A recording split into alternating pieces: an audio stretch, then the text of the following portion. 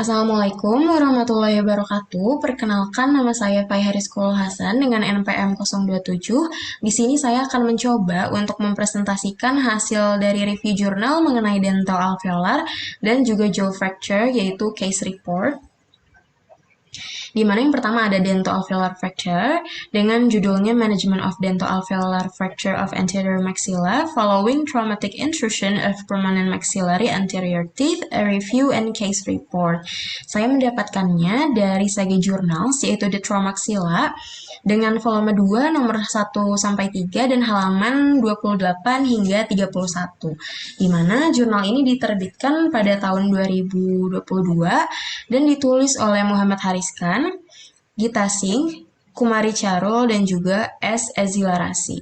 Dengan reviewer yaitu saya sendiri, Fai Hariskul Hasan, pada tanggal 18 Juni 2023. Dan untuk tujuan artikel ini sendiri, dia menjelaskan penata laksanaan fracture dental alveolar rahang atas anterior setelah intrusi traumatis dan juga avulsi, serta ada juga tinjauan literatur mengenai hal tersebut. Saya akan membacakan kasusnya. Di sini kasusnya mengenai anak laki-laki yang berumur 9 tahun. Dia terjatuh dari teras rumah dengan ketinggian 1 lantai dan terluka di bagian wajah hingga mengalami intrusi gigi 11, 21, dan 22 serta avulsi gigi 12. Pasien tersebut dibawa ke fasilitas kesehatan terdekat dan dirujuk ke trauma center 12 jam setelah kejadian. Orang tua anak meninggalkan gigi yang avulsi di jalan dan langsung membawa anak ke rumah sakit. Untuk subjek case report ini sendiri adalah anak laki-laki berumur 9 tahun. Nah, trauma itu sering terjadi pada anak-anak dan remaja, biasanya akibat kecelakaan, kemudian terjatuh, trauma olahraga, maupun karena kekerasan. Nah, untuk jenis cedera yang paling umum itu adalah fraktur dental alveolar, di mana prevalensi luksasi itu sebesar 15 hingga 61%. Pada kasus kita kan kita membahas tentang intrusi gigi. Nah, intrusi gigi ini adalah cedera luksasi di mana gigi itu bergeser ke arah aksial ke dalam alveolus. Nah, untuk intrusi sering terjadi pada gigi sulung, tapi biasanya jarang pada gigi permanen. Setelah dilakukan pemeriksaan klinis, diagnosa juga bisa ditegakkan lewat fotoradiografi. Dan ini biasanya untuk mengonfirmasi tentang diagnosa kita dan juga melihat cedera-cedera lainnya yang memang terasosiasi dengan trauma tersebut.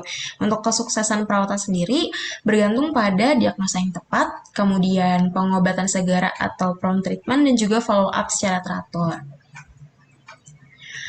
Untuk pada kasus ini, pasien mengalami vomiting episode atau muntah dan juga pendarahan dari mulut. Namun, pasien ini tidak mengalami kehilangan kesadaran, tidak mengalami kejang maupun pendarahan dari hidung dan telinga. Pada awalnya, pasien diperiksa dengan CT head, kemudian setelah saraf dan tulang pasien diperiksa, diagnosa yang didapatkan adalah intrusi gigi 11, 21, dan 22 serta avulsi gigi 12. Pasien langsung dibawa ke ruang operasi dan diberikan anestesi lokal pada saraf infraorbital dan juga nasopalatine. Untuk selanjutnya, periosteum flapnya diangkat dari regio 13 hingga 23, kemudian dilakukan irigasi dan juga reposisi dari gigi yang intrusi tadi. Kemudian labial korteksnya juga diperbaiki posisinya serta dilakukan penjahitan. Follow up dilakukan setelah 7 hari, 2, 4, dan juga 8 minggu. Giginya kembali vital dan tidak ada permasalahan dalam penyembuhan gigi maupun jaringan-jaringan di sekitarnya. Nah, di sini kita bisa melihat fotonya. Pertama dari foto yang sebelah kiri atas itu adalah foto intraoral pasien sebelum penanganan, yaitu ada beberapa luka atau trauma di jaringan lunak seperti laserasi, kemudian tidak terlihat secara visual gigi dari 12 hingga 22. Untuk yang kanan atas itu ada foto radiografi panoramiknya, di mana di sini terlihat gigi 11, 21, dan 22 itu intrusi dan juga terlihat mixed dentation dari pasien tersebut. Selanjutnya, yang kiri bawah itu adalah 1 bulan atau 4 minggu setelah preoperatif. Maksudnya post operatif. Nah, di sini itu tidak terlihat gigi 12 karena seperti yang sudah dilaporkan sebelumnya bahwa giginya avulsi dan tidak dibawa oleh orang tua pasien. Kemudian gigi yang lainnya itu berada di tempatnya masing-masing. Dan setelah 2 bulan, yaitu foto yang kanan bawah, itu giginya terlihat vital dan tidak memerlukan root canal treatment, kemudian labial korteksnya juga sembuh, dan juga ligamen periodontalnya itu intak atau menyatu dengan baik. Nah, kesimpulannya, diagnosa, kemudian treatment, dan juga follow up yang teratur itu bisa menjadi kunci kesuksesan dari perawatan. Kemudian selain itu juga bercermin dari kasus ini, di sekitar kita itu kita harus memberitahukan kepada orang-orang bahwa fraktur dentoalveolar itu bisa ditangani dan masalah atau komplikasi itu bisa dicegah jika kita menanganinya dengan baik, misalnya dengan gigi avulsi yang tadi ditinggalkan dengan orang tua kan seharusnya masih bisa dilakukan replantasi. Dan kecelakaan itu memang tidak bisa dicegah, namun komplikasi atau masalah yang berkelanjutan itu bisa dihindari. Selanjutnya ada jaw, di sini mandibular fracture, judulnya adalah Case Report, a complex facial trauma case with multiple mandibular fracture and dentoalveolar injury. Jurnalnya itu dari Hindawi Journals, dari Case Reports in Dentistry, volume 2015 halaman 1-6, dan tahun terbitan 2015. Penulisnya itu Yelis Guven, Sevgi Zorlu, Abdul Qadir Burak, Oya Aktoren, dan juga Koray Gencay. Reviewernya dari saya sendiri pada tanggal yang sama 18 Juni 2023 dan tujuan artikel ini adalah untuk menyajikan evaluasi klinis dan juga radiografi serta penata laksanaan anak dengan trauma wajah yang mengakibatkan badi serta kondilus mandibula yang fraktur, kemudian avulsi gigi, dan fraktur akar horizontal. Untuk kasusnya sendiri, di sini pasien adalah anak laki-laki berumur 11 tahun yang mengalami kecelakaan mobil dan mengakibatkan trauma wajah yang parah. Pasien merasakan sakit pada rahang dan tidak bisa membuka mulut. Pemeriksaan fisik menunjukkan ada abrasi serta laserasi kulit wajah dan bibir. Bukan mulutnya terbatas dan terjadi deviasi ke arah kanan.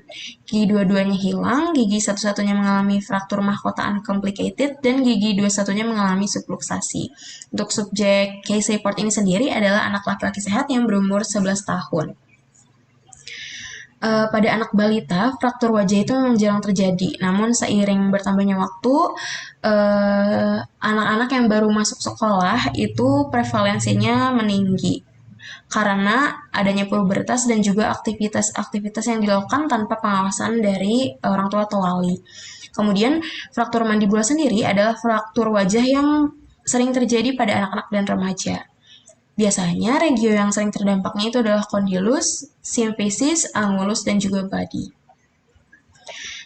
Untuk trauma mandibula sendiri itu biasanya bisa ditandai dengan adanya hematom di dasar mulut, kemudian bisa dicek dengan palpasi, adanya rasa sakit, pergerakan terbatas, krepitasi, open bite, dan lain sebagainya. Namun, tetap saja diagnosa itu harus dibangun dengan dikonfirmasi menggunakan fotoradiografi seperti panoramik, poster anterior mandibel, atau CBCT. Penata laksanaan trauma pada anak itu harus dilakukan dengan sangat hati-hati karena akan memengaruhi pertumbuhan, perkembangan, dan juga fungsi dari kraniofasial anak tersebut.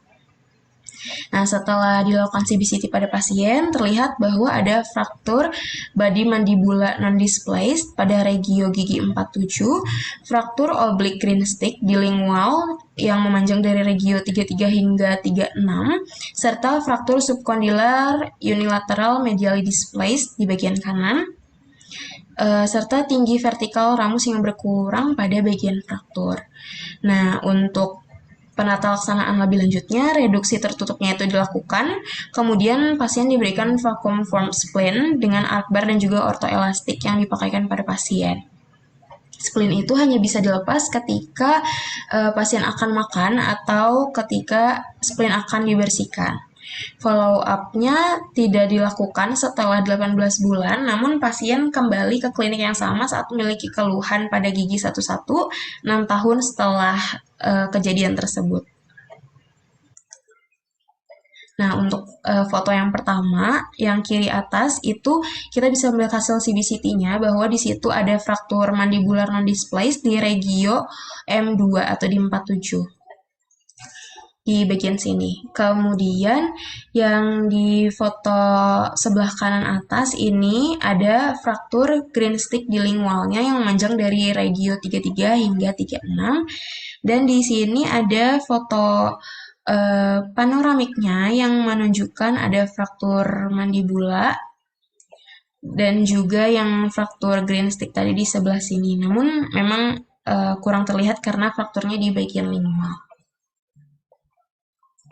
Nah, untuk gambar selanjutnya ini adalah foto yang diambil 18 bulan setelah kejadian dan bisa terlihat ya di sini mandibulanya itu uh, mengalami healing tanpa komplikasi. Kemudian ada juga reduksi dari condylar head kembali ke tempat yang sebenarnya. Kemudian ada remodeling dari condylar process. Nah, untuk foto yang paling bawah, ini adalah foto yang diambil 6 tahun setelah kejadian, di mana pasien mengalami keluhan pada gigi anteriornya. Bisa dilihat di sini gigi anteriornya terdapat resorpsi di bagian akarnya.